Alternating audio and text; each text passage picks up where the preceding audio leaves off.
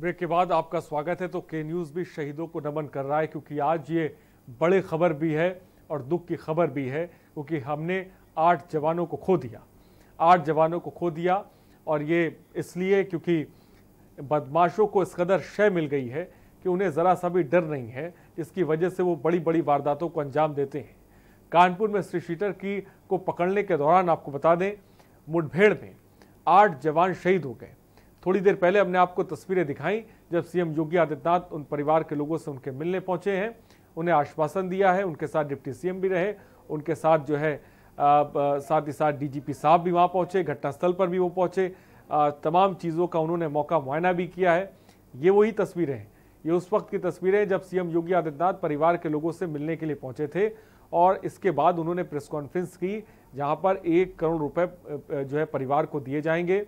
सरकारी नौकरी का भी उन्होंने जिक्र किया, लेकिन इन सब के बीच ये भी बात उन्होंने कही कि इन बदमाशों को किसी कीमत पर छोड़ा नहीं जाएगा, इन पर सख्त से सख्त कार्रवाई होगी और जल्द से जल्द इन्हें पकड़ा जाएगा, जिसको लेकर 21 एसटीएफ की टीमें गठित भी कर दी गई हैं, जो लगातार जब से ये वारदात हुई है तब से वो लगातार दबिश दे रही हैं, इनका पता लगा रही हैं।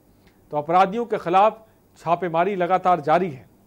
पुलिसकर्मियों ने आत्मसाहस का परिचय दिया, ये बात सीएम योगी आदित्यनाथ ने कही है। लगातार के न्यूज़ इस खबर पे बना हुआ है, पल पल की आपको अपडेट भी हम दे रहे हैं, क्योंकि ये बड़ी खबर के साथ ये दुख की भी खबर है। किसी ने अपनी औलाद को खो दिया है, तो किसी ने अपने भाई को खो दिया है, तो हर परिवार पे गम का पहाड़ इस वक्त टूटा हुआ है,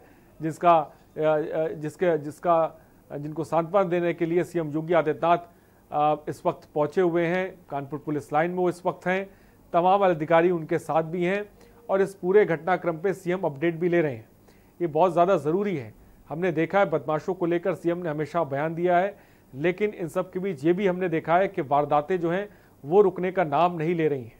लगातार पुलिस और बदमाशों के बीच मुठभेड़ होती हैं, और कई जगहों पर देखने को मिलता है इसमें पुलिस के जवान भी घायल होते हैं, बदमाश भी इसमें घायल होते हैं, कई बदमाशों की मौत भी होती है। लेकिन इन सब के बीच जो ये वाकया सामने आया, जो ये घटनाक्रम सामने आया, हमने वहां पे देखा कि 8 जवानों को शहीद कर दिया गया।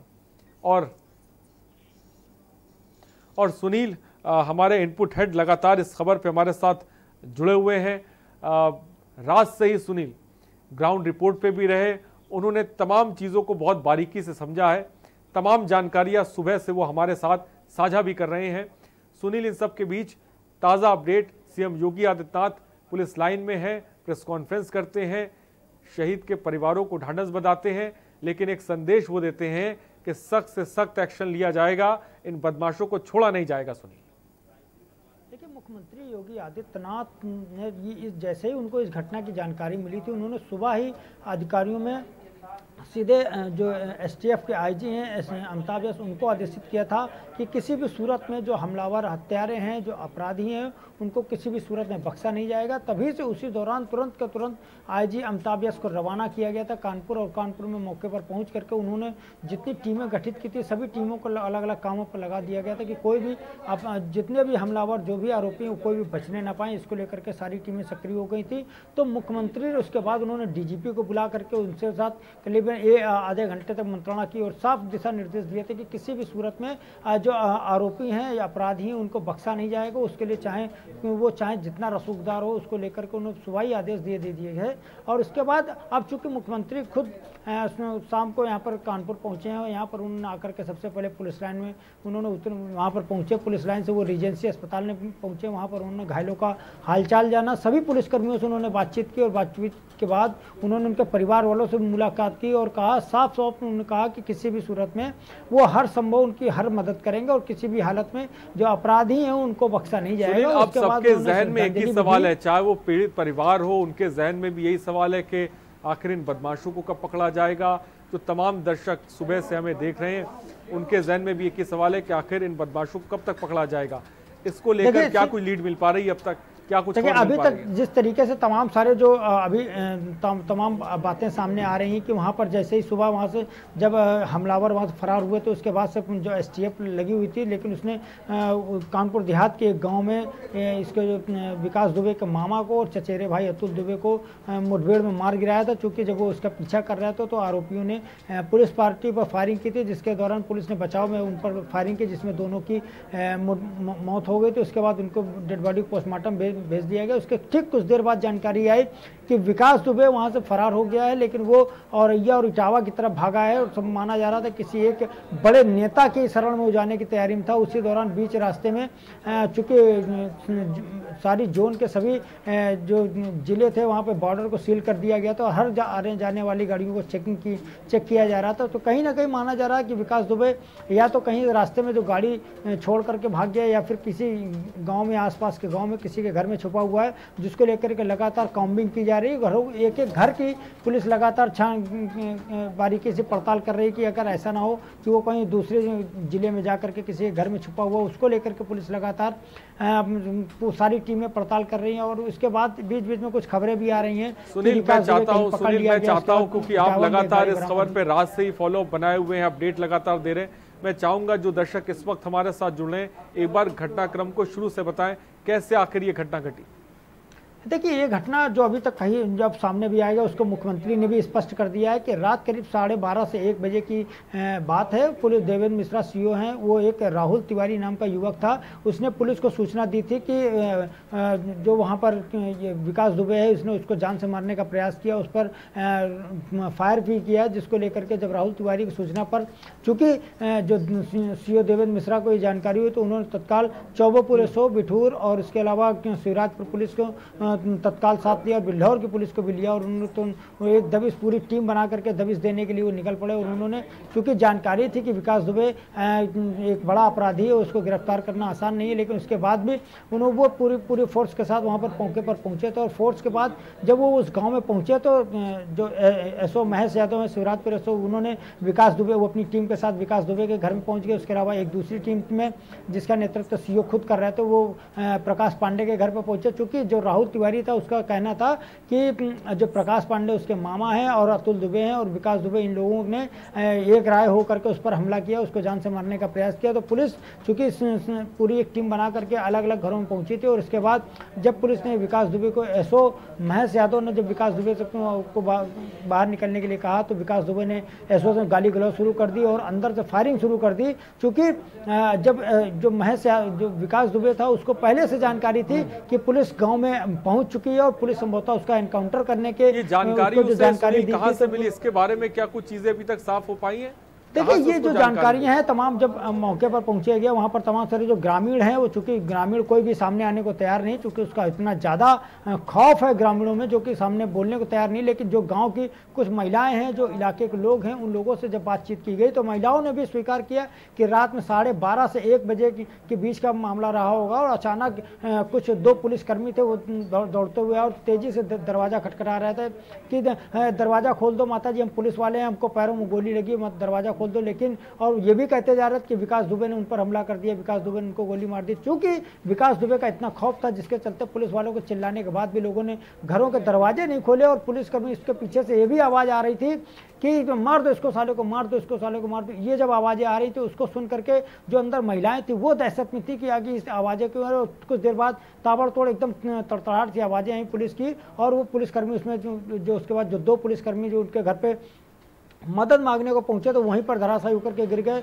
और जब कुछ देर बाद जो महिलाओं ने जब गोलियों की आवाज़ शांत हुई तो पुलिस महिलाओं ने जब दरवाज़ा खोला तो देखा 2 पुलिसकर्मियों की डेड बॉडी वहां बाहर पड़ी हुई है। इसके अलावा एक और महिला से बातचीत हुई, उसका भी कहना था रात में करीब 3 से 4 पुलिसकर्मी काफ़ी गाँव में दौड़ रहे थे। कुछ लोग छतों पर चढ़ करके उनके घर के अंदर कूद गए, लेकिन ऊपर से तब ताबड़तोड़ फायरिंग हो रही थी छतों में। तो उन लोगों ने कहा इसको घर से बाहर निकालो नहीं तो तुम लोग मार देंगे। तो महिलाओं ने मजबूरी में उन पुलिसकर्मियों के हाथ जोड़े कि आप लोग बाहर चले, लेकिन जब पुलिसकर्मियों ने कहा नहीं बाहर नहीं जाएंगे तो वो लोग उन लोगों ने घर के अंदर घुस करके उन पर फायरिंग शुरू कर दी। और जब पुलिसकर्मी अंदर निकल के बाहर भागे, गाड़ी का लगा होना और फिर से एक बार छत पर से फायरिंग शुरू कर दी गई। छत पर से फायरिंग होना, JCB गाड़ी का लगा होना, ऐसा सुनी लगता है कि विकास दुबे को ये दबिश की पहले से ही जानकारी थी।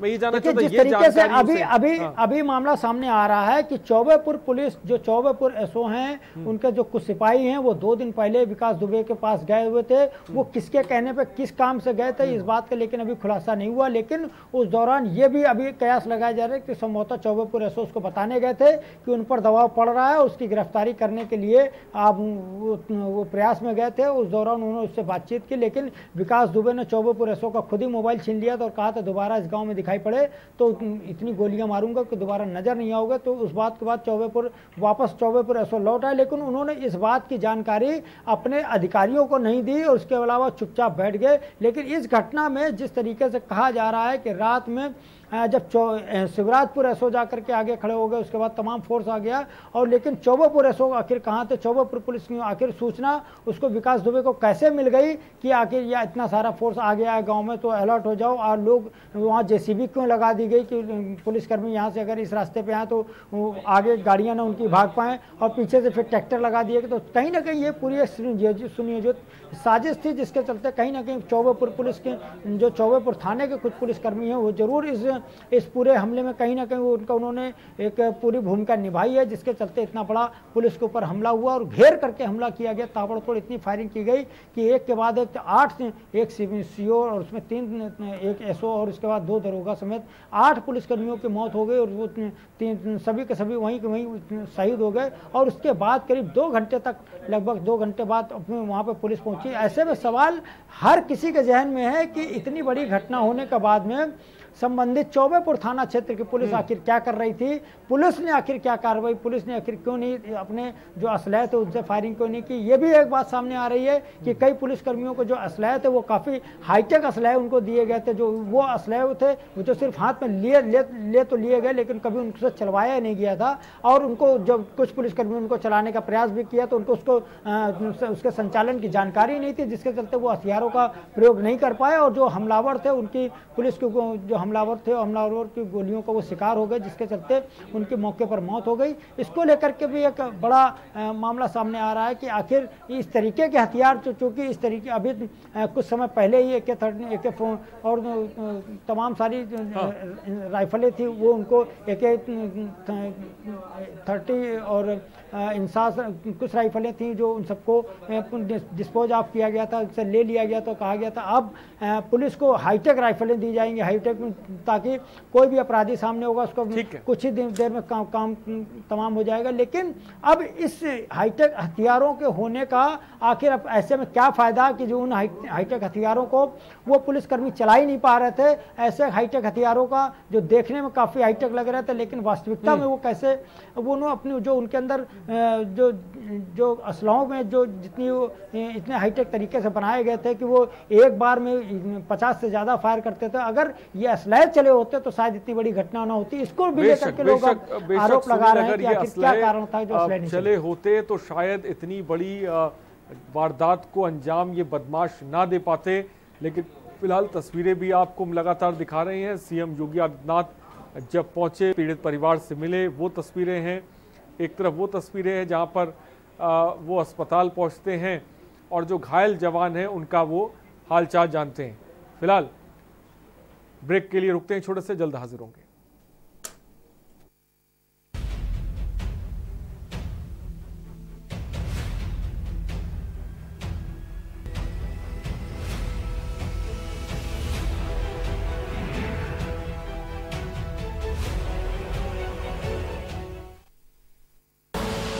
आप देख रहे हैं के न्यूज, खबरों का सारथी। खुदी को आजमाया है तो ये अंदाज आया है, खुदी को आजमाया है तो ये अंदाज आया है। तुम में भी मैं हूं, शुद्ध प्लस पान मसाला।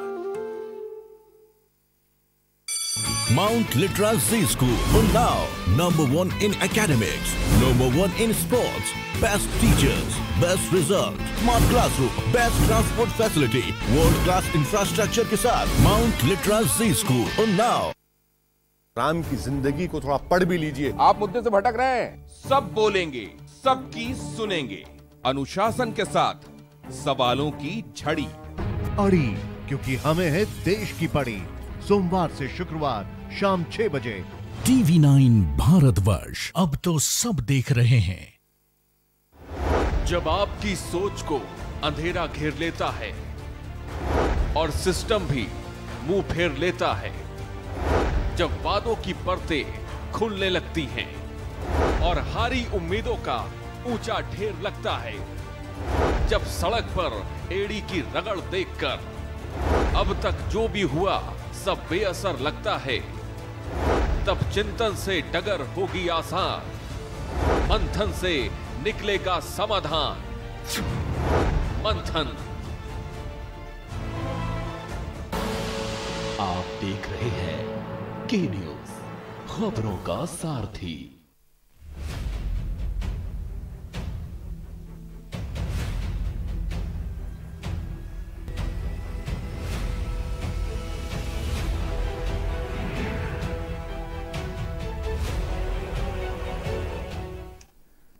ब्रेक के बाद आपका स्वागत है। शहीदों को नमन एक तरफ हम कर रहे हैं, लेकिन दूसरी तरफ बदमाशों को पकड़ना है, ये बात सीएम योगी आदित्यनाथ ने भी साफ तौर पे कही है। फिलहाल हमारे साथ इस वक्त गेस्ट जुड़ रहे हैं, उनसे आपका सीधे तौर पे तारुफ करा दें। अनुराग भदौरिया सपा प्रवक्ता हैं, इस वक्त हमारे साथ जुड़ रहे हैं। रघुनंदन सिंह भदौरिया बीजेपी पूर्व विधायक कानपुर से इस वक्त हमारे साथ जुड़ रहे हैं, आपका बहुत बहुत स्वागत है। राजेश रॉय पूर्व IPS हैं, वो लखनऊ से हमारे साथ इस वक्त जुड़ रहे हैं। आप सबों का सबसे पहले बहुत बहुत स्वागत। और सुनील गुप्ता हमारे इनपुट हेड भी हमारे साथ बने हुए। सबसे पहले अनुराग भदौरिया जी के पास, राजेश रॉय जी के पास माफ कीजिएगा चलते हैं। राजेश रॉय जी, इस घटना को जिस तरह से बदमाशों ने अंजाम दिया, सबसे पहले आप क्या कहेंगे? ये बड़ी दुर्दांत घटना है और जिस तरीके से हमारे 8 पुलिसकर्मी इस पूरे प्रकरण में शहीद हुए हैं, बहुत अफसोसजनक है। और मैं समझता हूं कि जिन लोगों ने ये वारदात की है उनका पूरा लंबा चौड़ा आपराधिक इतिहास रहा है और इस पूरे गैंग को इसमें जितने इनके साथी थे, अभी जैसा आप लोग बता रहे थे कि मुझे पता लगा है कि इसमें जो गैंग के 2 मेंबर्स थे उनको पुलिस ने मुठभेड़ में मार गिराया है। एक कोई साथी पकड़ा भी गया है। तो ये कार्रवाइयां होंगी। मैं समझता हूं कि जिन लोगों ने भी इस कृत्य को किया है उन सब लोगों के खिलाफ बहुत सख्त कार्रवाई होनी चाहिए, किसी को इसमें बचना नहीं चाहिए। और जो ये घटना है वो अपने आप में वाकई बहुत ही खतरनाक किस्म की घटना है। और मैं समझता हूं कि इसमें जो किस आधार पर पुलिस वहां पर गई, क्या सूचना थी, क्या बैकग्राउंड था। आपके ही चैनल पे दोपहर में मैं देख रहा था, कोई और खबर चल रही थी कि वहां पर कोई एसओ पहले गए थे जिनसे उसका क्या कहते हैं विकास दुबे का विवाद हुआ था। उसके बाद फिर सारा फोर्स ज्यादा इकट्ठा करके दोबारा गया। अब क्या सच्चाई है, क्या बात है, किन परिस्थितियों में सर्किल ऑफिसर को 4 थाने की फोर्स को इकट्ठा करके 50 लोगों को ले जाकर, आमतौर पर सर्किल ऑफिसर किसी दबिश में जनरली नहीं जाते हैं। 4 थाने की फोर्स भी इकट्ठा करना सामान्य बात नहीं है, बहुत असामान्य बात है। और जब 4 थाने की फोर्स इकट्ठा करके सर्किल ऑफिसर खुद लीड कर रहे हैं, तो इसका मतलब ये भी है कि ये घटना SSP के भी जानकारी में होनी चाहिए। बिना SSP की जानकारी में इतनी बड़ी रेड नहीं की जा सकती। तो कुछ ऐसा जरूर घटित हुआ जिसके नाते इतनी बड़ी रेड ऑर्गेनाइज करने की नौबत आई। कोई बात गंभीर हुई, जिस गंभीर बात का अभी तक कहीं खुलासा नहीं हुआ है, और वो बात मैं समझता हूं कि जांच में सामने आएगी कि क्या ऐसा घटित हुआ जिसकी वजह से कि विकास दुबे को अभी पुलिस ने पकड़ा था 17 में, उनके इंफॉर्मेशन इकट्ठा की। हमारे SOG है, क्या कहते हैं, क्राइम डिपार्टमेंट है, STF है, ऐसे अपराधी को पकड़ने के लिए सर्विलांस में लेकर के, नंबर उनके लेकर के, तमाम चीजें करके विकास दुबे को गिरफ्तार करना, मैं समझता हूं कि शायद सामान्य प्रक्रिया के अंतर्गत कोई बहुत बड़ी बात नहीं थी, उसे आराम से किया जा सकता था। लेकिन ऐसी क्या नौबत आई जिसकी वजह से कि 4 थानों का फोर्स इकट्ठा करके सर्किल ऑफिसर को लेकर के वहां साथ में जाना पड़ा। वो जो परिस्थितियां हैं, जब वो मैं समझता हूं जांच से और तस्दीक से प्रकाश में आएंगी, तब इस घटना की जो लगातार जारी है और जांच के बाद ही साफ होगी। फिलहाल रघुनंदन सिंह भदौरिया भी हमारे साथ हैं। रघुनंदन जी, बड़ी वारदात और इसके साथ ही साथ आज दुख भरी भी खबर है, क्योंकि उन परिवार वालों के लिए ऊपर गम का पहाड़ टूट पड़ा है। लेकिन इन सब के बीच हमने देखा कि सरकारें आई, सरकारें गईं, लेकिन ये बदमाश हैं कि मानने को तैयार ही नहीं है। हेलो, क्या कहेंगे भदौरिया?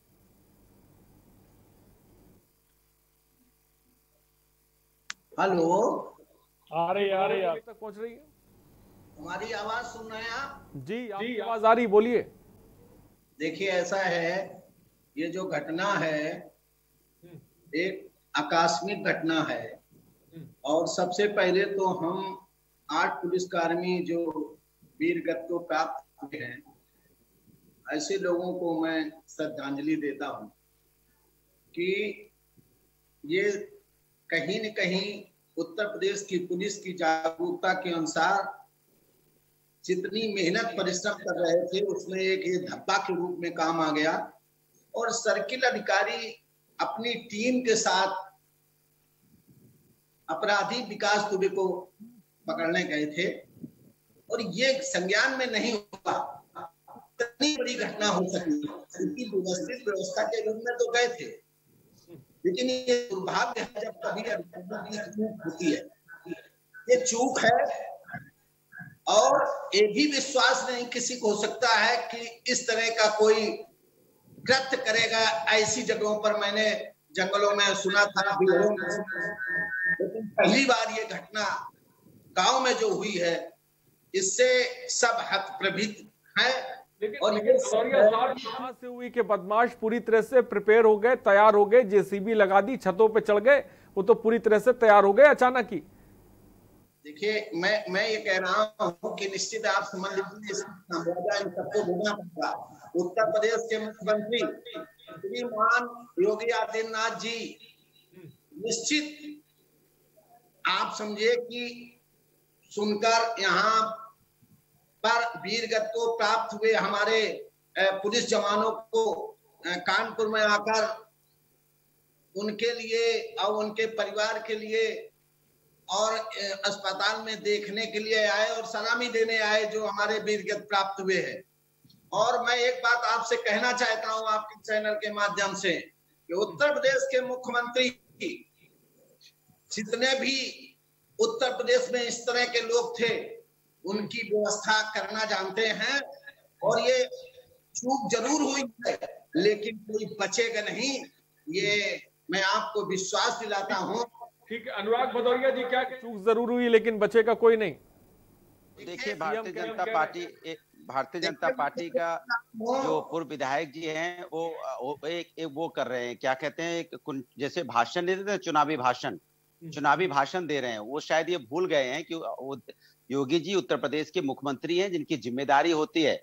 हमारे 8 पुलिस कर्मी शहीद हुए हैं और आप उसमें कहानी बता रहे हैं कि आदरणीय योगी आदित्यनाथ छोड़ेंगे नहीं, मार डालेंगे सबको। अरे वो तो 3.5 साल से यही सुन ही रहे हम लोग कि 3.5 साल से कोई अपराधी बचेगा नहीं, कोई अपराधी उत्तर प्रदेश में रहेगा नहीं, उत्तर प्रदेश छोड़ के भाग जाएगा या उत्तर प्रदेश या ऊपर चला जाएगा। लेकिन क्या हाल क्या है उत्तर प्रदेश का? 36 सालों में 40 साल हो गए, 40 साल 36 सालों में पहली बार इतनी बड़ी घटना हुई है। अब आप बहस कर सुन तो लीजिए।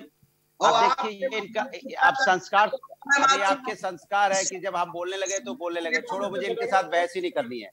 इस आदमी अनुराग जी को सुन लेते हैं। ठीक है, बोलिए। किसको बुला लिया आपने टीवी बहस में? ये चुपचाप, अरे जब आप बोल रहे थे मैं चुपचाप बैठा था। कम से कम बहस की मर्यादा तो सीखिए, बहस कैसे की जाती है। आपको बहस करना नहीं आता है तो आप सुन तो लीजिए कम से कम। जब आप बोल रहे थे तो मैं सुन रहा था श्रीमान जी। जल्दी से अनुराग जी। तो मैं इनसे कहता हूं कि उत्तर प्रदेश में आजकल जंगल राज चल रहा है, जंगल राज। उत्तर प्रदेश की हालत वो हो गई है कि उत्तर प्रदेश के अंदर में आदमी का रहना मुश्किल हो गया है, और ये फर्जी इनकाउंटर करते करते यहाँ तक पहुंच गए कि बदमाश आप उत्तर प्रदेश की पुलिस का इनकाउंटर कर दिया। आप बदमाशों की ताकत इतनी हो गई, बदमाश इतने हिम्मती हो गए कि जब बदमाश इतने ताकतवर हो गए कि उन्होंने आज पुलिस का इनकाउंटर कर दिया। इसके मतलब कि आज उनके अंदर में सरकारों ने तो नहीं दे दी, सरकारें आई गई, लेकिन ये बदमाश और क्राइम खत्म होने का उत्तर प्रदेश से नाम नहीं ले रहा है। उत्तर प्रदेश के डीजीपी को और उत्तर प्रदेश के मुख्यमंत्री को मुझे तो लगता है इस घटना के बाद अपने आप इस्तीफा देना चाहिए, क्योंकि कोई छोटी मोटी घटना नहीं है। हम आप इसको बहुत गंभीर घटना है भाई। पुलिस को मार देना मतलब क्या समझते हैं आप? ये घटना आज तक हुई नहीं, ना किसी ने सुनी ना देखी कि भाई एक अपराधी इतनी हिम्मत बन जाए कि और अपराधी माने इतना संरक्षण प्राप्त अपराधी जिसकी फोटो मंत्रियों के साथ हैं, कोई छोटे मोटे मंत्रियों के साथ नहीं है। फोटो यहाँ के कानून मंत्री के साथ फोटो है, कानून मंत्री के साथ वो इधर उधर घूम रहे हैं। सोचिए आप, ऐसे अपराधी हैं। उन अपराधियों को क्या डर लगेगा? वो अपराधी AK-47 चला रहा है, AK-47 से पुलिस वालों को मार दिया और हम वहां पे राजनीति कर रहे हैं। ठीक है अनुराग भदौरिया जी, नीतू एक दर्शक हमारे साथ है, नीतू लखनऊ से जुड़ गए, मैं आऊंगा। नीतू जी अपनी बात को रखें जल्दी से। जी हाँ सर, मेरा कहना है न गुंडा राज और न भ्रष्टाचार, अब की बार मोदी सरकार, यही स्लोगन लेकर बीजेपी सत्ता में आई थी। और भ्रष्टाचार तो सर शिक्षा विभाग में सामने आ ही चुका है और अपराध इस कदर हावी है इस समय की पुलिस भी सुरक्षित नहीं है। लगता है योगी जी की बात अपराधियों ने सुनी नहीं है और सब प्रदेश में ही है, वो कहीं नहीं गए हैं और अपराध दिन पर दिन होता ही जा रहा है, बढ़ रहा है धीरे धीरे। ठीक है, बहुत बहुत शुक्रिया नीतू जी। भदौरिया जी आपने सुना, नीतू जी कह रही थी लग रहा था योगी जी की बात बदमाशों ने सुनी नहीं है, जिस तरह से वो वारदातों को अंजाम दे रहे हैं। मैं आपको बता दूं, पहले तो हम बिहोड़ों में ऐसी वारदात देते थे, अब शहरों में ये लोग ऐसी वारदात को अंजाम दे रहे हैं। क्या कहेंगे रघुनंदन जी? जी देखिए, मैंने पहले कहा कि मैंने भी पहले जंगल में और ऐसी जगहों पे देखा था जहां पे जैसे कटरी में, लेकिन ये पहली घटना हुई है और ये चूक हुई है हमारे पुलिस कर्मियों की, और उन्हें भी इतना विश्वास नहीं था कि ऐसा हो सकता है। और मैं इस समय तो यही कह सकता हूं सबको, हमारे शहीद हुए वीर गति प्राप्त हमारे पुलिस कर्मियों को श्रद्धा सुमन मैं भी अर्पित करता हूं और सब अर्पित करें। और एक इस समय आलोचना करने की जरूरत नहीं है, इस समय सुझाव देने की जरूरत है, विचार। इसमें सुझाव क्या देना है? इसमें सुझाव क्या देना है? लगातार अत्याचार अपराध बढ़ता जा रहा है, सरकार को दिखाई नहीं पड़ रहा है क्या? सरकार को कार्रवाई करनी चाहिए, सरकार को सही लोगों को पकड़ना चाहिए। फर्जी इनकाउंटर करने में व्यस्त रहते हो आप, फर्जी जाति धर्म के इनकाउंटर करते रहते हो, जहां इनकाउंटर करना वहां इनकाउंटर नहीं करते हो, जहां इनकाउंटर नहीं करना वहां इनकाउंटर कर देते हो। नोएडा में एक अच्छे खासे बेचारा वो ट्रेनर था, वो एक्सरसाइज कराता था, उसका आपने इनकाउंटर करके गोली मार दी। आपने फर्जी इनकाउंटर किए। जो असली इनकाउंटर है, जो असली अपराधी थे, उनका इनकाउंटर करना चाहिए ना। वो तो आपका इनकाउंटर कर दे रहे हैं, वो पुलिस का इनकाउंटर कर दे रहे हैं। कमाल की बात है भाई। उत्तर प्रदेश में जंगल राज चल रहा है, गुंडा राज चल रहा है, क्या है उत्तर प्रदेश में? बिल्कुल नहीं बचेंगे। अरे कब नहीं बचेंगे? 3.5 साल हो गए और कहाँ नहीं बचेंगे? हमारे 8 पुलिस वाले शहीद हो गए, आप कह रहे हो अपराधी नहीं बचेंगे। रटी रटाए डायलॉग मार रहे हो, जैसे आपके मुख्यमंत्री मारते वैसे आप मार रहे हो। बचेंगे नहीं, बचेंगे नहीं। अरे हमारा उत्तर प्रदेश में आधा उत्तर प्रदेश मर जाएगा, उसके बाद आप कहेंगे कि नहीं बचेंगे। आधा उत्तर प्रदेश खत्म हो जाएगा तब बोलेंगे क्या? दिन दहाड़े लोग गोली मार रहे हैं, दिन दहाड़े लोग परिवार को उड़ा दे रहे हैं। आज ही नवाबगंज वहाँ प्रयागराज में 4 लोगों को गोली मार के हत्या कर दी गई। मेरठ में बाप बेटी की मार के हत्या कर दी गई। आज ही गाजियाबाद के पास साहिबाबाद में बाप बेटी की हत्या कर दी गई। महोबा में एक अपराधी के एक जेल से छूटा एक व्यक्ति की हत्या कर दी गई। लगातार हत्याएं हो रही है। आप कह रहे हो आप कोई बचेगा नहीं, कोई बचेगा नहीं। कौन नहीं बचेगा? जब उत्तर प्रदेश के आधे लोगों को मार डालेंगे आप या अपराधी मार डालेंगे, तभी आप कहोगे कि नहीं बचेगा, नहीं बचेगा। रेटा रटाए डायलॉग मारते रहते हो, इससे काम नहीं चलेगा। नहीं बचेगा, नहीं बचेगा। कार्य करके दिखाइए।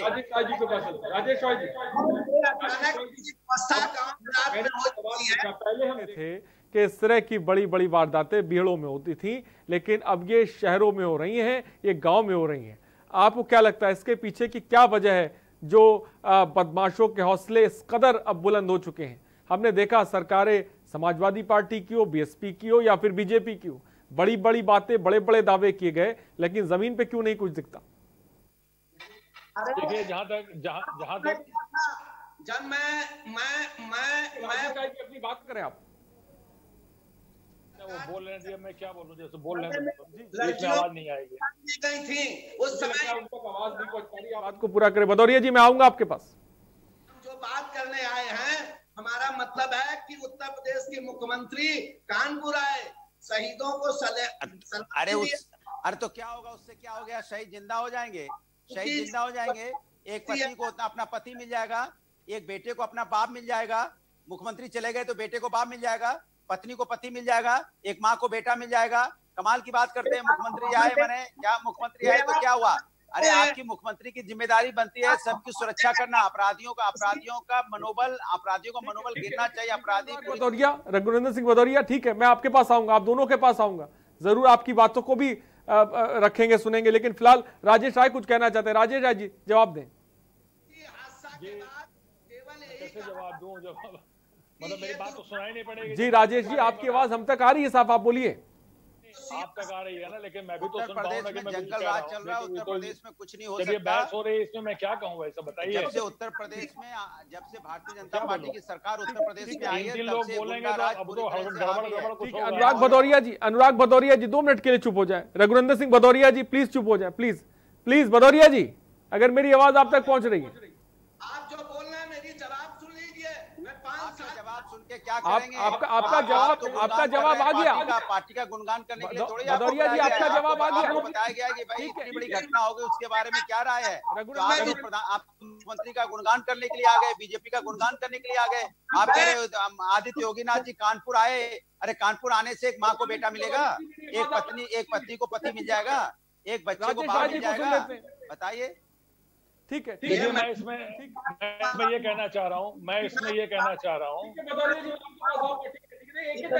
समझ में आएगी, ऐसे नहीं बात समझ में आएगी ना, ऐसे कुछ समझ में आएगा कौन क्या बोल रहा है। ठीक है, राजेश राज जी अपनी बात को पूरा करें। मैं आऊंगा भदौरिया जी आपके पास।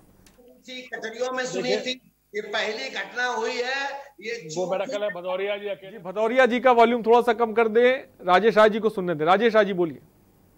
मैं ये कह रहा हूँ कि जो ये घटना ये हुई है, मैं इस घटना के बारे में जो मेरी अपनी धारणा बन रही है, क्योंकि एक निश्चित रूप से था कि जो विकास दुबे के जो उनका आपराधिक इतिहास है, जो सन 2001 से शुरू हुआ है या 2002 से, लगभग 19 सालों का आपराधिक इतिहास है। जेल से आना जाना उनका लगा हुआ है, 4-4, 5-5 बार उनके ऊपर गैंगस्टर लगा हुआ है। हर सरकार के दौरान उन्होंने अपना आपराधिक इतिहास बढ़ाया है, घटाया नहीं है। और मुझे बताया गया कि 2017 में भी उनको जेल भेजा यहाँ एसटीएफ ने, जिसमें वो जमानत पर छूट कर आ गए। आजीवन कारावास की सजा हुई है, उसके बाद भी जमानत पर है। तो उस अपराधी का जो दिमाग है, उसका मनोबल बहुत बढ़ा हुआ है, इसमें तो कहीं कोई संदेह नहीं है। और उसके तमाम दुनिया भर के साथी जो उसके साथ हैं, जिन्होंने इस वारदात को अंजाम दिया है, वो भी दुर्दांत है उन्हीं की तरह से।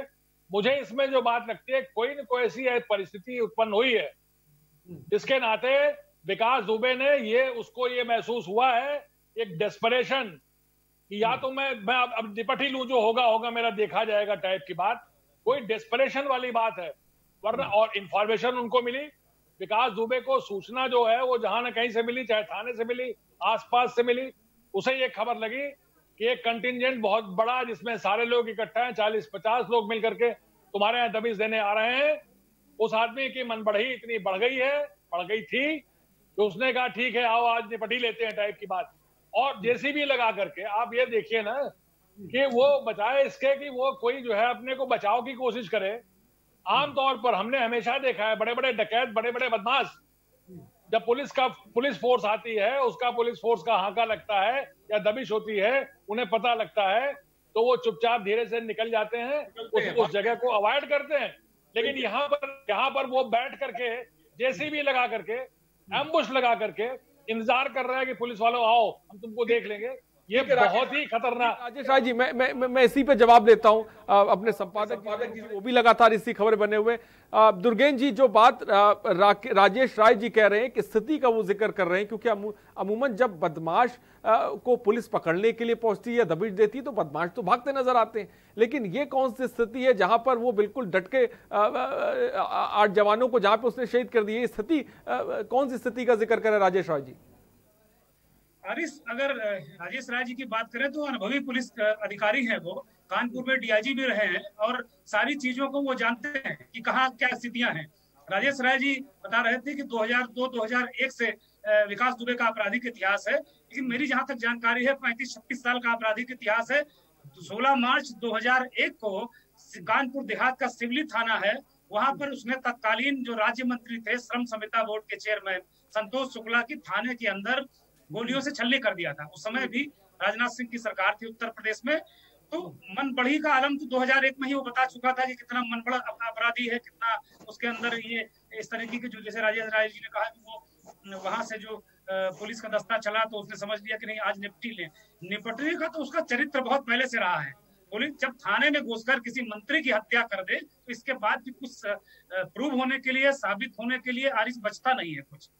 अब यहाँ तक देखने में आया है कि जैसे राजनीतिक सरपरस्ती है, समय समय पर मुकदमे की फेहरिस्त बढ़ती रही। राजेश राज जी ने भी मुद्दा उठाया कि हर शासन काल में उसके अपराध बढ़े हैं, मुकदमे बढ़े हैं।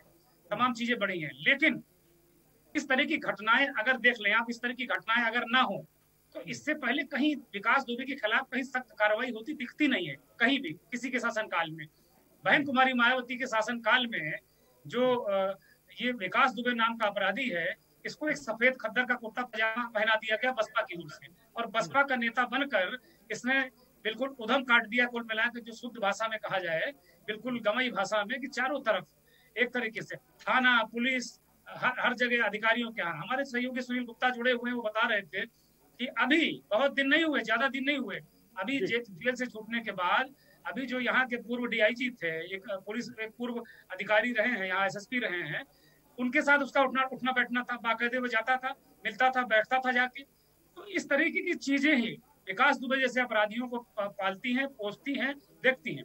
राजेश राय जी कानपुर के भी डीआईजी रहे हैं, जहाँ तक मुझे जानकारी है, वो जरूर बेहतर बता पाएंगे। बड़ी अच्छी बात है वो बता रहे हैं इस तरीके की मोडस ऑपरेंडी में, कि ऐसी कौन सी विशेष परिस्थितियों का निर्माण हो गया जब सीईओ देवेंद्र मिश्रा को 5 थानों की फोर्स लेकर जानी पड़ी।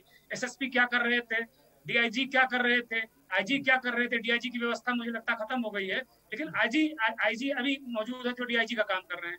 आईजी क्या कर रहे थे, एडीजी को क्या विश्वास में लिया गया।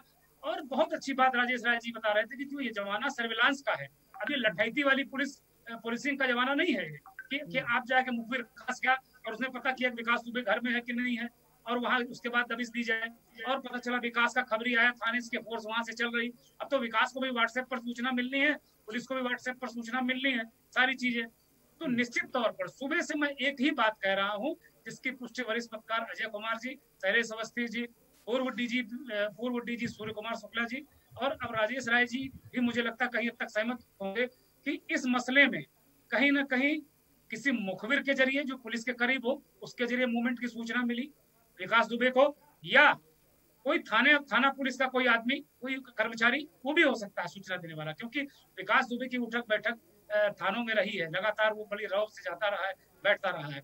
तो इस तरीके की घटनाएं जो सर्विलांस के जरिए विकास दुबे की गिरफ्तारी हो सकती थी, इतना बड़ा फोर्स लेकर जाना ये बहुत बड़ा जांच का विषय है। फिर जब इतना ऐसी परिस्थितियों का निर्माण हो गया तो एसएसपी कहाँ थे, वो वहाँ के एसपी ग्रामीण कहाँ थे, ये तमाम चीजें, तमाम सवाल हैं कि फिर क्या ये प्लानिंग में कहीं चूक हुई।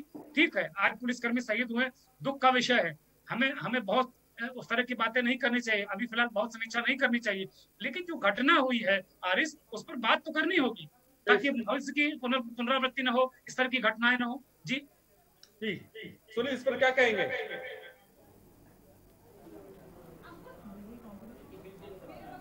सुनील, क्या मेरी आवाज आप तक पहुंच रही है? जी सुनील, क्या लगता है? अभी जिस तरीके से अभी डीआईजी रहे हैं कानपुर में राजेश राय जी, उन्होंने बताया कि आखिर कुछ तो कारण रहा होगा कि आखिर फोर्स इतना वहाँ क्यों पहुँचा। तो अभी तक जो मामला सामने आया था कि रात में करीब 12 बजे, चूंकि 2 दिन पहले चौबेपुर एसओस के पास गए थे और उनका कहना था कि लगातार आपकी गिरफ्तारी के लिए हम पे दबाव बन रहा है और आप सरेंडर कर दीजिए, नहीं तो हमको मजबूरी में गिरफ्तार करना पड़ेगा। तो उस दौरान विकास दुबे ने उस चौबेपुर पुलिस से अभद्रता की थी और चौबेपुर पुलिस का मोबाइल भी छीन लिया था और उसका साथ साथ ये भी कहा था कि जाओ यहाँ से, नहीं तुमको इतनी गोलियां मारेंगे जितनी कभी तुमने अपनी उसमें कवर में भी नहीं लगाई होगी। उसके बाद एसओ को वहाँ से वापस लौटाएगा। और सबसे बड़ी बात यह कि कल पुलिस को सूचना मिली कि रात में राहुल तिवारी नाम का कोई व्यक्ति था, युवक है वहीं का रहने वाला, उसको विकास दुबे, उसके मामा प्रेम प्रकाश पांडे और अतुल दुबे ने घेर करके उसको पीटा और उस पर जानलेवा हमले के उसके जान लेने का प्रयास किया, उस पर फायर भी किया। उसके बाद उसने पुलिस को सूचना दी। पुलिस के चूंकि पुलिस को पता था जो अगर हम अकेले वहाँ पर गए तो चूंकि चौबेपुर एसओ ने कहीं ना कहीं या फिर जानकारी दी हो या जिसने भी कि अगर हम अकेले वहाँ पर गए तो जाहिर सी बात है पुलिस पर वो हमला हो सकता है।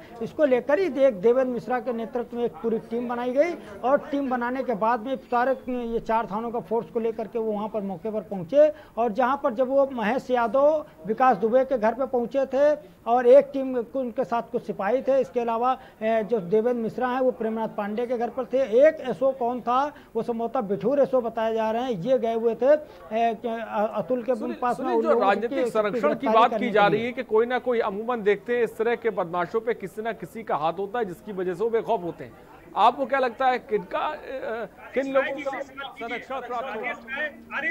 आरिस, अगर मुझे सुन पा रहे हो आप, राजेश राय जी इसका बेहतर जवाब देंगे। वो कानपुर के डीआईजी रहे हैं ये जो पूरा मसला है उनके अधीन रहा है।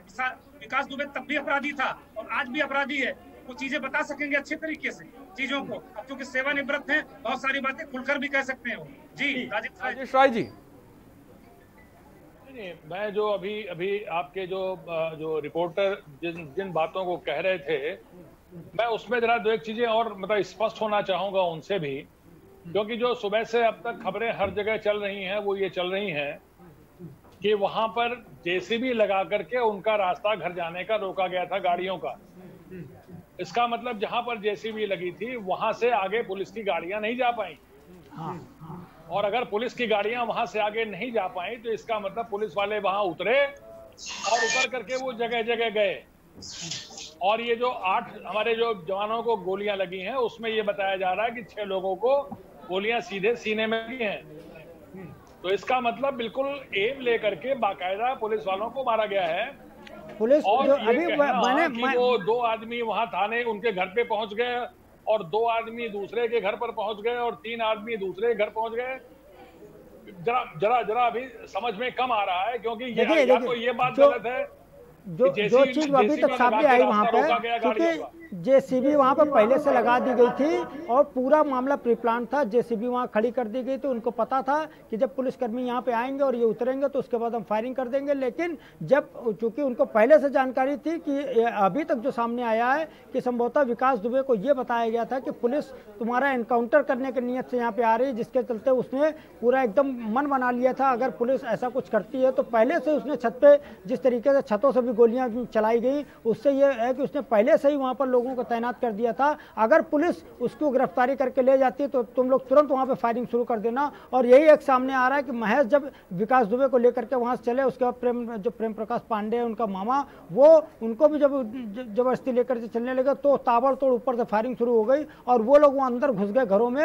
और लेकिन जो पुलिसकर्मी थे वो सब इनके चपेट में आ गए, क्योंकि जब 2 पुलिस वाले वहां से रात में भागे हैं तो उनके पैरों में गोलियां लगी थी। तो एक जो वहां की गांव की महिला, उसका कहना है हमारा दरवाजा वो रात में करीब 1 बजे खटखटा रहे थे कि हमको बाहर लोग मारने के लिए खड़े हुए, मेरे माताजी मेरे पैरों में गोली लगी हुई है, दरवाजा खोल दो। लेकिन हमने दरवाजा सिर्फ इसलिए नहीं खोला कि अगर हम दरवाजा खोल देते तो वो गोलियां हमको भी मार सकते थे। लेकिन जब जैसे उन्होंने दरवाजा नहीं खोला, कुछ देर बाद पीछे से लोग दौड़े, बोले यहाँ घुस रहा दरवाजा, इसको मारो इसको मारो।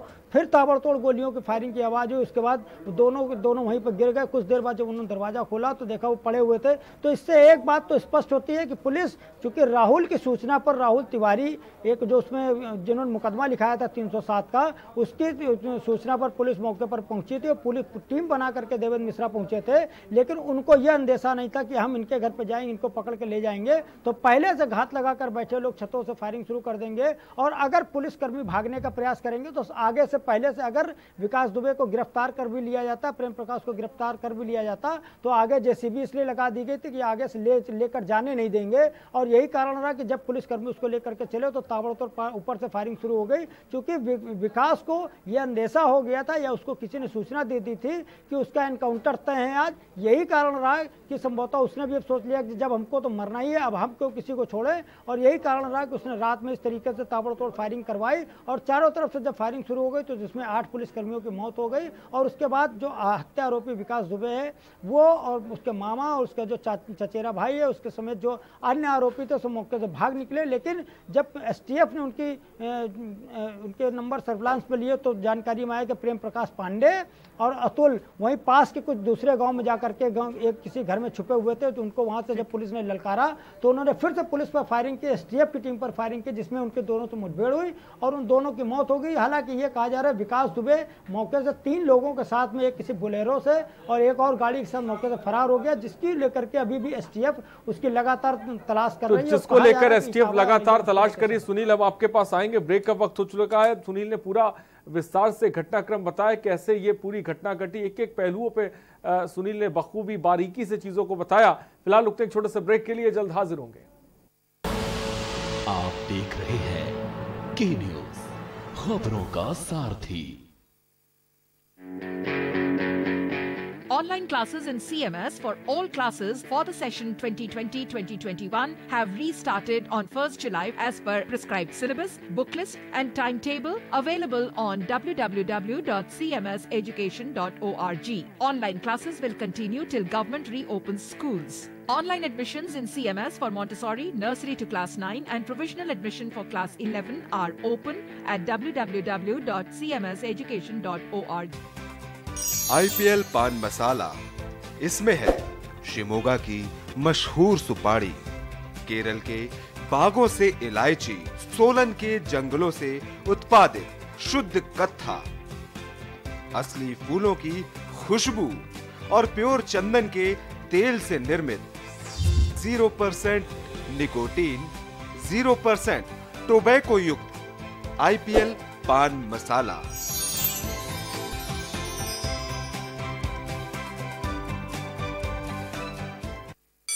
Mount Litra Z School, Unnao, #1 in academics, #1 in sports, best teachers, best result, smart classroom, best transport facility, world class infrastructure के साथ Mount Litra Z School, Unnao।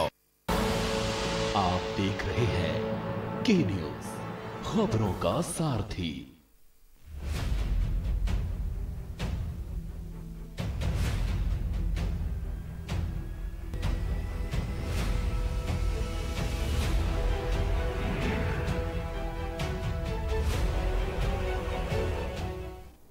यहाँ शहीदों को नमन और लगातार इस खबर पर हम बने हुए हैं, चर्चा कर रहे हैं। थोड़ी देर पहले सीएम योगी आदित्यनाथ ने प्रेस कॉन्फ्रेंस की, उस प्रेस कॉन्फ्रेंस को भी हमने आपको दिखाया जहां पर सीएम योगी आदित्यनाथ ने साफ तौर पे कहा है कि सख्त से सख्त एक्शन लिया जाएगा और इस पर हम चर्चा भी कर रहे हैं। सीधे भदौरिया जी के पास चलते हैं। भदौरिया जी, सीएम लखनऊ से, लेकिन इस बीच एक बड़ी खबर हमारे पास आ रही है, वो खबर इस वक्त आपको बता दें।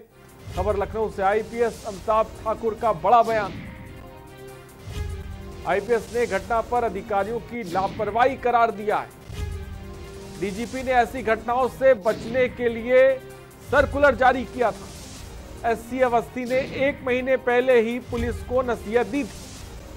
बड़ी खबर इस वक्त आपको बता रहे हैं। IPS अमिताभ ठाकुर का बड़ा बयान सामने आया है। SC अवस्थी ने 1 महीने पहले ही पुलिस को नसीहत दी थी। 3 पेज के सर्कुलर में दिए थे कई अहम सुझाव, लेकिन उन सुझाव को नहीं माना गया, दरकिनार किया गया। अगर माना होता तो शायद इतनी बड़ी घटना ना होती। बड़ी खबर इस वक्त लखनऊ से, IPS अमिताभ ठाकुर का बड़ा बयान।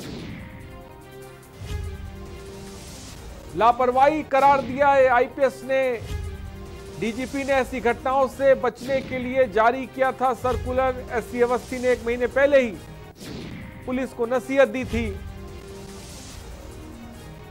बड़ी खबर इस वक्त, और वो ट्वीट भी हम आपको दिखा रहे हैं, वो सर्कुलर भी हम आपको दिखा रहे हैं। आप अपनी टीवी स्क्रीन पर देख सकते हैं, ये लेटर आप साफ तौर पर देख सकते हैं। 3 पेज के जिसमें अहम सुझाव दिए गए हैं। अगर DGP की बात को माना जाता। बड़ी खबर लखनऊ से, IPS अमिताभ ठाकुर का बड़ा बयान। IPS ने घटना पर अधिकारियों की लापरवाही करार दिया है। DGP ने ऐसी घटनाओं से बचने के लिए ये सर्कुलर जारी किया था। SC अवस्थी ने 1 महीने पहले ही दी थी पुलिस को ये नसीहत।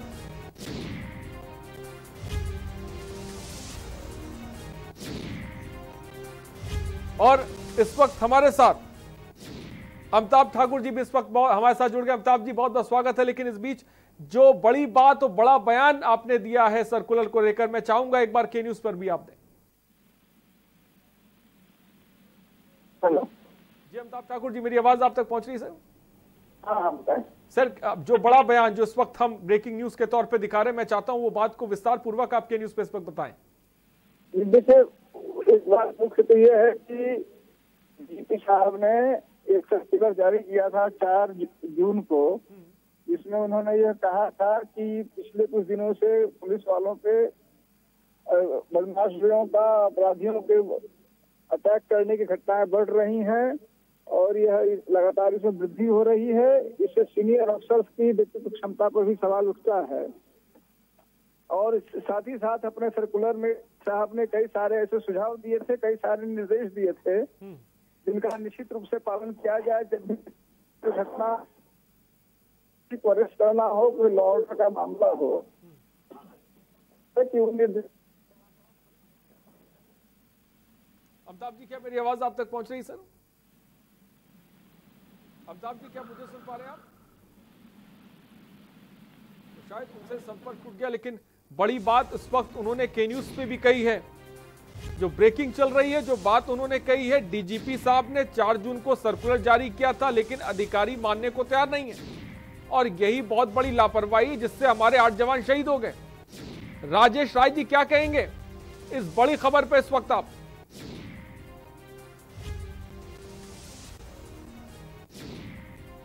ठीक है, राजेश राय जी की आवाज हम तक नहीं आ पा रही फिलहाल। थोड़ी देर पहले आईपीएस हमारे साथ जुड़े हुए थे, लेकिन बड़ी खबर इस वक्त आपको बता रहे हैं। राकेश रॉय जी, क्या मेरी आवाज आप तक पहुंच रही है? जी, आपकी आवाज मेरे पास आ रही है। क्या इस बड़ी खबर को लेकर 4 जून को डीजीपी ने सर्कुलर जारी किया, लेकिन अधिकारियों ने नहीं माना? आपसे मैं यही कह रहा हूं कि जो अधिकारी हैं उनके इस तरह के निर्देश, अभी डीजी साहब ने रिट्रेट किया है, ये पहले भी हमेशा आते रहे हैं, और ये ऐसी चीज होती है। इसके लिए जो वरिष्ठ अधिकारी हैं, जो जिले के एसएसपी हैं, जो उनके एसपी सिटी हैं, एसपी देहात हैं, इन लोगों को ये जरूरत होती है कि इन आदेशों का पालन कराने के लिए निरंतर इसका अभ्यास कराने की जरूरत है। पुलिस लाइंस में अभ्यास कराने की जरूरत है। उनको इस बात की जरूरत है कि उनकी गाड़ियों में डंडे रहे, हेलमेट रहे, बुलेट प्रूफ रहे, सारी चीजें, सारे सामान रहे उनके पास, सारी व्यवस्था रहे। उनको असला चलाने की ट्रेनिंग हो, वो असला अपने चला सके। ये जो बेसिक चीजें हैं, जो कामाफ्लैज की फील्ड क्राफ्ट की जो ट्रेनिंग है, वो ट्रेनिंग उनको मिलती रहे, वो कम से कम उसके लिए इक्विप्ड हो। यहाँ तो पुलिस वाला गश्त करता है, वो आता है और आकर के सीधे गाड़ी बैठ जाता है दबिश के लिए। ठीक है, सरकार के नुमाइंदे बैठे, उनसे भी जवाब ले ले। रघुनंदन सिंह भदौरिया साहब इस वक्त हमारे साथ। भदौरिया जी, डीजीपी साहब ने 4 जून को सर्कुलर जारी किया, अधिकारी मानने को तैयार नहीं है, कैसे क्राइम को कंट्रोल करेंगे जब डीजीपी साहब के ही अधिकारी नहीं सुन रहे हैं? देखिए, मैं तो ये कहता हूं कि नए कप्तान कानपुर के आए हैं, प्रशासनिक फेरबदल हुआ यहाँ का, और ये चूक हुई है। ये अविश्वास मेरे में अभी तक है कि ऐसा क्या। अमिताभ ठाकुर जी एक बार फिर हमारे साथ जुड़ गए। अमिताभ ठाकुर जी अपनी बात को मुकम्मल करें, आपसे संपर्क टूट गया तो उस वक्त। जी, मेरा मुख्य रूप से यह कहना है कि डीजीपी साहब ने अपने सर्कुलर में यह कहा था कि पिछले दिनों पुलिस वालों पे अपराधियों द्वारा हमले करने की घटनाओं में वृद्धि हुई है, और लगातार ऐसी घटनाएं हो रही हैं। यह चिंताजनक है, और इससे सीनियर अफसर के व्यक्तित्व क्षमता पर भी सवाल उठते हैं। उन्होंने अपने सर्कुलर में कई सारे स्पेसिफिक निर्देश दिए थे। उन्होंने कहा था इन निर्देशों का पालन किया जाए और इस प्रकार की घटनाओं पर प्रभावी अंकुश लगाया जाए। वो जो निर्देश है वो बहुत ही इलेबोरेट है, बहुत डिटेल्ड है। मुझे लगता है कि निश्चित रूप से उनके पालन में त्रुटि रह गई होगी, अन्यथा इस तरह की घटना नहीं घटती, ऐसा मेरा मानना है। तो अमिताभ ठाकुर जी, जो बात डीजीपी कह रहे हैं सर्कुलर में, मोटे तौर पे जिसका आपने साफ तौर पे जिक्र किया कि अधिकारी मानने को तैयार नहीं, डीजीपी साहब की बातें, जहां पे वो सर्कुलर कह रहे हैं, अगर इस सर्कुलर को माना जाता तो शायद ये 8 जवान शहीद ना होते। जी, निश्चित रूप से मेरा यह मानना है, क्योंकि उन्होंने एक एक बात को विस्तार से बताया था। उन्होंने बताया था कि कैसे ऐसी स्थितियों में जाया जाए, कैसे एंटी दंगा उपकरण रखे जाए, किस प्रकार से सिचुएशन को हैंडल किया जाए, अपराधियों को पकड़ने जाना हो तो उस समय क्या किया जाए। इस प्रकार से उन्होंने हर सिचुएशन को अलग अलग एनालाइज किया था, डिटेल्ड इंस्ट्रक्शन दिए थे, और विशेष करके यह भी कहा था कि यदि इसमें फेलियर होता है तो सीनियर अफसर्स के कार्यक्षमता पर प्रश्न चिन्ह लगता है। तो मेरा मानना है कि हमें इस बिंदु तक गहराई से देखे जाने की जरूरत है, जब इतनी बड़ी घटना घटी है। तो ठीक है अमिताभ ठाकुर जी, बहुत बहुत शुक्रिया हमसे जुड़ने के लिए, अपनी बात को रखने के लिए। तो बड़ी बात, बड़ा खुलासा उन्होंने कहा, जहां पर 4 जून को एक सर्कुलर जारी होता है, लेकिन जो अधिकारी हैं नीचे के, वो मानने को तैयार नहीं है। आप सोचिए, ये स्थिति बनी हुई है, और यही वजह है कि 8 जवान शहीद हो जाते हैं हमारे। रुकते एक छोटे से ब्रेक के लिए, हम जल्द हाजिर होंगे, बने रहिए हमारे साथ।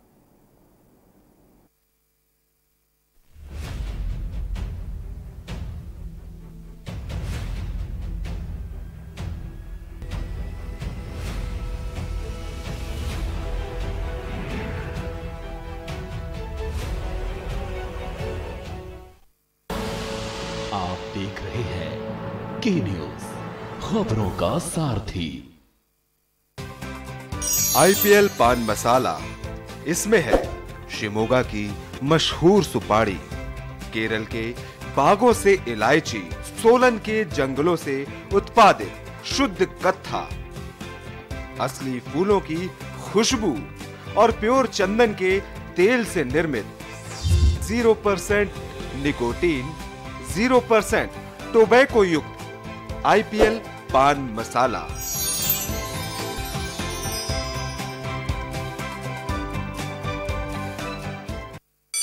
Mount Litra Z School, Unnao, #1 in academics, #1 in sports, best teachers, best result, smart classroom, best transport facility, world class infrastructure के साथ Mount Litra Z School, Unnao। एक बुलेटिन में हर खबर, देश के #1 न्यूज नेटवर्क का #1 न्यूज बुलेटिन।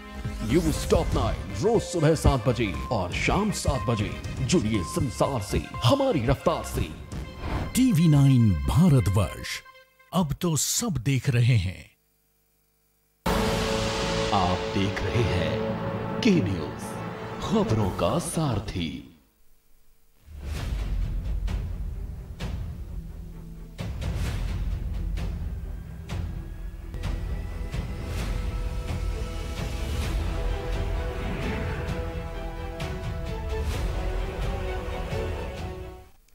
तो break के बाद आपका स्वागत है। थोड़ी देर पहले हमने बड़ी खबर आपको बताई, जहां पर अमिताभ ठाकुर ने एक बड़ी बात कह दी और लगातार इस तरह के सवाल भी हम उठा ही रहे थे। तैयारियों को लेकर तमाम बातें चल रही थी, क्योंकि 8 जवान शहीद हुए, 8 जवान हमने खोए हैं, इसलिए ये अपने आप में बहुत दुखद बात है। और इस बीच बड़ी खबर पे लगातार हम बने भी हुए हैं।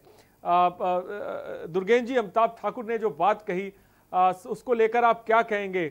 4 जून को सर्कुलर का जिक्र कर रहे हैं, जहां पर वो तमाम बड़े बिंदुओं पर बात कर रहे हैं कि आप जब जबीज देने जाएं तो किस तरह की तैयारी होनी चाहिए, तमाम बातों की बात कर रहे हैं। लेकिन जो नीचे के अधिकारी हैं वो इसकी तरफ ध्यान ही नहीं दे रहे हैं, इसको मानने को तैयार ही नहीं है। हारिस 2-3 बिंदु निकल कर आए। अभी जैसे कुछ खबरें आ रही थी कि जो एक शहीदों में से एक जवान के परिजन ने कहा है कि राइफलें चली नहीं। ठीक है, राइफलें चली नहीं, राइफलें मौके पर राइफलें दगा दी गई। अब अभी जहां तक मेरी जानकारी है, पुलिस के पास इंसास है। 303 की विदाई हो चुकी है उत्तर प्रदेश पुलिस से और मुझे लगता है पूरे देश से। अब 303 राइफलें नहीं, इंसास का ही इस्तेमाल करते हैं। राजेश राय जी मौजूद हैं, बेहतर बताएंगे वो। लेकिन जहां तक मेरी जानकारी है कि इंसास इस्तेमाल करी जा सकती है। इंसास बेहद सोफिस्टिकेटेड हथियार होता है, बहुत जिनको ठीक तरीके से ऑपरेट करना आता है वही लोग इसको ऑपरेट कर सकते हैं। अगर ये धोखे से एक बार गिर जाए तो फिर उसके बाद चलाना बड़ा मुश्किल होता है, जहां तक मेरी जानकारी है। तो इस तरीके की बातें भी आ रही हैं कि बुलेट प्रूफ जैकेट होनी चाहिए थी, ये होना चाहिए था, वो होना चाहिए था। सबसे बड़ा सवाल है कि ये सारी चीजें होनी चाहिए थे। जो जिन बातों का जिक्र अमिताभ ठाकुर जी ने किया है वो कोई नई बातें नहीं है। मुझे लगता है पुलिस के जो रूटीन का जो सिस्टम है, जो रूटीन की प्रक्रिया है कि वो एसपी साहबान, एसएसपी साहबान, डीआईजी साहबान इन सारी चीजों को देखेंगे। जो सुपरवाइजरी अधिकारी होते हैं, जो सुपरविजन करते हैं, उनका काम ही इन सब चीजों को देखना है कि जो रेगुलर प्रैक्टिस क्या हो रही। राजेश राय जैसे कह रहे थे कि भाई वो कोई व्यक्ति आया और कहीं से गस करके उठा के सीधे वैसे बैठ गया और दबिश देने आप चले गए। तो ये कोई नई चीजें डीजीपी ने नहीं बता दी। उन्होंने वही जो मैनुअल है, जो वही व्यवस्था है, उसी को दोबारा 3 पेज का सर्कुलर बनाकर भेज दिया कि ये समय समय पर जारी होते रहते हैं। लेकिन चूंकि घटना हो गई है तो इसलिए अमिताभ ठाकुर का भी सवाल उठाना लाजमी है। और हम लोग भी इस मुद्दे पर आज सवाल उठाने का दिन नहीं है। सभी का हृदय विदीर्ण है, हम सब हृदय विदारक दृश्य देख चुके हैं, कष्ट है, पीड़ा है। लेकिन कहीं ना कहीं भविष्य में इस तरह के दृश्य हमको ना देखने पड़े, ईश्वर की कृपा रहे। तो इसलिए हम इन मसलों पर जा रहे हैं। अमिताभ ठाकुर की बात पर भी मंथन चिंतन हो रहा है। राजेश राय साहब भी बैठे हुए हैं। राजेश राय जी इस प्रक्रिया को बता रहे थे, वो लंबे समय तक सुपरवाइजरी अफसर रहे हैं, उनके नेतृत्व में तमाम दबिशें और चीजें कंडक्ट होती रही हैं। तो ये मुझे लगता है कि जो चीजें हमने आपको बताई ये कोई बहुत अद्भुत चीजें नहीं, ये होती है पुलिस की प्रक्रिया में होती। राजेश राय जी बेहतर बताएंगे। जी जी देखिए मैं इसमें ये कहना चाहूंगा कि जो हमारी व्यावसायिक दक्षता है, जब यहाँ बात आ रही है तो बात आ रही है प्रोफेशनलिज्म की। जी, एक रूटीन में ये होता है कि वो मालूम है कि दरोगा जी गए हैं, किसी को पकड़ लाए हैं, बाद में कहीं दिखा देंगे, कुछ करेंगे। ये जो रूटीन है ना, इस रूटीन में फंस करके जो ये गड़बड़ सिस्टम है ना, जब पुलिस जब उस गड़बड़ सिस्टम में फंस जाती है, तो जब वो एक्चुअल स्थिति आती है तो जो उसकी व्यावसायिक दक्षता है वो फेल हो जाती है। और उस व्यावसायिक दक्षता के लिए जरूरत, जो उन्होंने डीजी साहब ने जो निर्देश दिए थे, वो जरूरत अगर आप देखें तो बेसिक्स पे है। बेसिक है कि थाने का जो हेड मुहर्रिर है उसकी ये जिम्मेदारी है कि हफ्ते में एक दिन अपने सारे असलाहों को निकाल करके वो देखे, उसमें उसकी ऑयलिंग करे, उसकी सफाई करे। अच्छा से अच्छा असला अगर होगा और अगर 6 महीने तक मालखाने में वो धूल खाता रहेगा और फिर उसको सिपाही गश्त में ले जाएगा, वही वो भी धूल खिलाता रहेगा और ले आके रख देगा, तो एन मौके पर अच्छा से असला होगा, वो जो है धोखा दे जाएगा। वो जो बेसिक्स हैं, आप बेसिक्स फॉलो कीजिए, और ये बेसिक फॉलो कराने की जिम्मेदारी एसओ की है। सीओ जाते हैं थाने में, हर थाने में मुआयना करते हैं, हर महीने में 2-2, 3-3 मुआयना करते हैं। उन मुआयनों में जहां उन्हें और चीजें देखने की बात होती है, उन्हें यह भी देखना होता है कि जो व्यावसायिक दक्षता है उसमें कहीं कोई चूक तो नहीं हो रही है, कहीं कोई ढिलाई तो नहीं हो रही है। और ये जब सब चीजें जब धीरे धीरे उनको अनदेखा करते चले जाते हैं, हम लोगों ने पुलिस लाइंस में, वही कानपुर में पुलिस लाइंस में लोगों की जो है वो ट्रेनिंग, जो लोग आते थे हर महीने ट्रेनिंग के लिए आते थे, उन लोगों को एसओस को बुलवा करके उनको असलाह जो है उसको दे करके, असलाह की बहुत से लोग उसमें जिसे कहते हैं आंसू गैस को, उसको फायर करने की उनको बात नहीं थी, सिखाया गया उन लोगों को। तो ये जो चीजें हैं, हेड मुहर्रिर को थाने थाने भेज करके किस तरह सफाई करानी है, किस तरह असलाहों का मेंटेनेंस कराना है, ये चीजें जब रूटीन में लाई जाएंगी रोज के सिस्टम में, तब जो है वो व्यावसायिक दक्षता बढ़ेगी। और जब धीरे धीरे करके रूटीन ढीला पड़ जाता है और एकाएक कोई परिस्थिति ऐसी उत्पन्न होती है, तो फिर ये स्थितियां उत्पन्न हो जाती हैं कि लोग गए और मौके पर जिसके भरोसे गए थे वो खाली लाठी के तौर पर वो कंधे पे टंगे रहने के लिए नहीं है। जब ऐसी नौबत पड़ गई तो जरूरत है कि उसका हम उपयोग कर सकें, और जब उपयोग करने के लिए नौबत आई तो पता लगा कि वो लाठी से बढ़ करके ज्यादा रह नहीं गई, फिर उसके सामने एक चाकू भी बहुत पर्याप्त है, राइफल और चीजें तो बहुत बड़ी हो गई। तो ये जो व्यावसायिक दक्षता की बात है पुलिस में, इसमें गिरावट आई है, और इस गिरावट के लिए निश्चित रूप से जो हमारे अधिकारी हैं, हम लोग सब लोग उसके जिम्मेदार लोग हैं, और ये अधिकारियों को करना पड़ेगा। हम लोगों ने किया है, हम लोगों से हमारे अधिकारियों ने कराया है और रूटीन में कराया है। ये रूटीन के सिस्टम में जब इसको हम फॉलो करेंगे तब जाकर के ये होगा। ये केवल कहने से और इन सब बातों से नहीं होगा, इसके लिए बैठ करके लोगों को, मतलब फिर होता ये है, जब कोई बड़ी घटना बहुत दिन से नहीं हुई, 3 साल हो गए, यहाँ मारे वहां मारे, यहाँ पकड़े, यहाँ घायल हुए, यहाँ पकड़ लिया, गिरफ्तार कर लिया, जब सब कुछ ठीक चल रहा है तो इन बातों की तरफ ध्यान नहीं जाता है।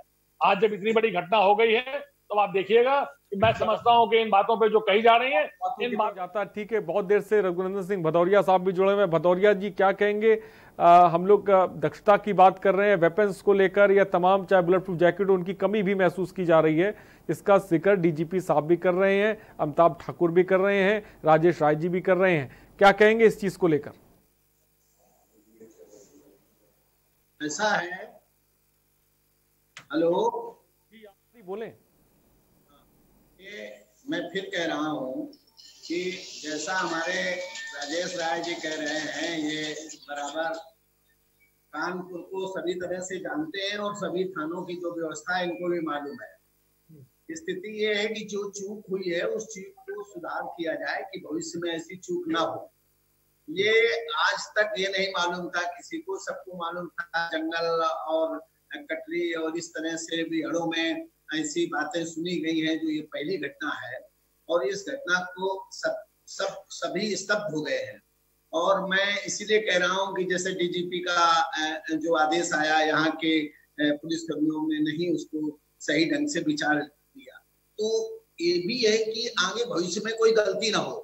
अब कानपुर के नए कप्तान आए, नए कप्तान ने बड़ी जोश से काम करने का प्रयास किया। मैं एक कार्य के लिए गया था, तो ऐसा नहीं है, उन्होंने विधिवत उस व्यवस्था को बहुत व्यवस्थित व्यवस्था उन्होंने की और पूरे थानों में उन्होंने जिस तरह से दबाव डाला था उसी का स्वरूप था कि इनको कहीं न कहीं गिरफ्तार किया जाए।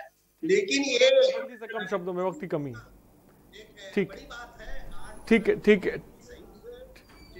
है, आपकी बात आ गई। ठीक है, आपकी बात आ गई। बहुत बहुत शुक्रिया। फिलहाल वक्त की कमी है। रघुनंदन सिंह भदौरिया जी और सुनील आपका ही बहुत बहुत शुक्रिया, साथ ही साथ राजेश राय आपका ही बहुत बहुत शुक्रिया हमसे जुड़ने के लिए, और दुगेन जी आपका ही बहुत बहुत शुक्रिया हमसे जुड़ने के लिए और तमाम बातें साझा करने के लिए। फिलहाल हम एनकाउंटर पर सीएम योगी भी सख्त हैं और लगातार हम इस खबर में बने हुए पल पल की आपको अपडेट दे रहे हैं। फिलहाल खास पेशकश पे इतना ही, बने रहिए हमारे साथ। नमस्कार।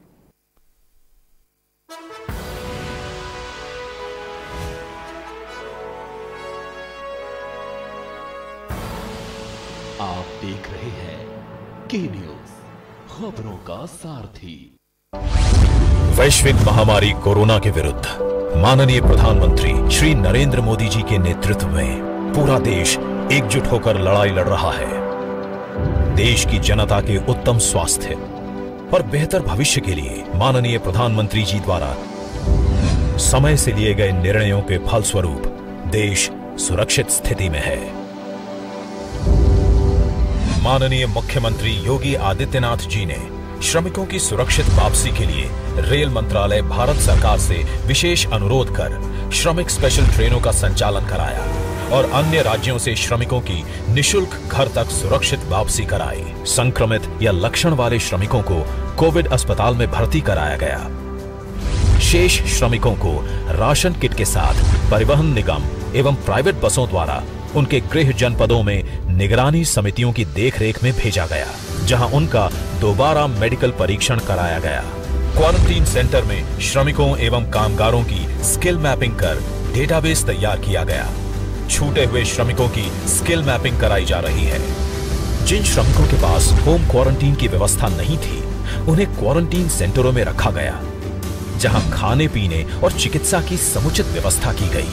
राष्ट्रीय खाद्य सुरक्षा अधिनियम एवं प्रधानमंत्री गरीब कल्याण अन्न योजना के अंतर्गत खाद्यान्न वितरित किया गया। जिन श्रमिकों के पास अन्य राज्यों के राशन कार्ड थे या जिनके पास राशन कार्ड नहीं थे, उन्हें भी 2 बार निशुल्क खाद्यान्न दिया गया। पूरे प्रदेश में कम्युनिटी किचन के माध्यम से भी फूड पैकेट्स वितरित किए गए। इतना ही नहीं, अन्य जरूरतमंदों को भी भरण पोषण भत्ता दिया गया। आत्मनिर्भर भारत के लिए उत्तर प्रदेश। खुदी को आजमाया